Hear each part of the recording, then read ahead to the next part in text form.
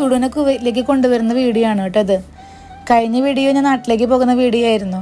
ഒരു ദിവസത്തേക്ക് വേണ്ടിയാണ് പോയെന്ന് ഞാൻ ഓൾറെഡി പറഞ്ഞിരുന്നല്ലോ.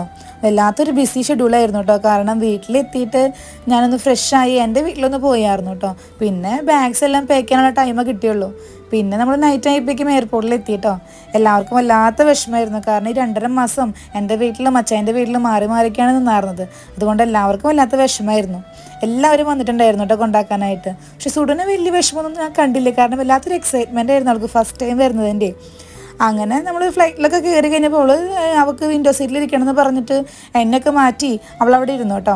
പിന്നെ ഇതെന്താ ചെയ്യേണ്ടത്, അങ്ങനെ ചെയ്യേണ്ടതെന്നൊക്കെ ചോദിച്ചുകൊണ്ടിരിക്കുകയായിരുന്നു. പിന്നെ അവൾ കുറച്ച് അങ്ങനെ നന്നായിട്ട് ഉറങ്ങി.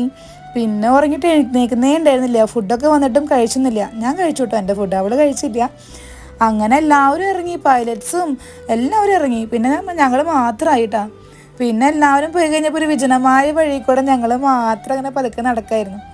അങ്ങനെ അച്ഛനെ കണ്ടു. അച്ഛനെ കണ്ടപ്പോൾ അവൾക്ക് വലിയ മനസ്സിലായില്ല. കാരണം ഈ ഡ്രസ്സിലായ കാരണം പെട്ടെന്ന് മനസ്സിലായില്ല കേട്ടോ. പിന്നെ ഓക്കെ ആയി, കുഴപ്പമൊന്നും ഉണ്ടായില്ല കേട്ടോ. അച്ചായൻ്റെ കയ്യിലിരിക്കുന്ന ഒരു കിറ്റ് ഉണ്ടല്ലോ, അതാണ് അവൾക്ക് കിട്ടിയത്. അവൾ ഫുഡൊന്നും കഴിച്ചില്ലല്ലോ, ഉറങ്ങല്ലായിരുന്നു. അതുകൊണ്ട് അവൾക്ക് കിട്ടിയ കിറ്റായിരുന്നു കേട്ടോ അത്.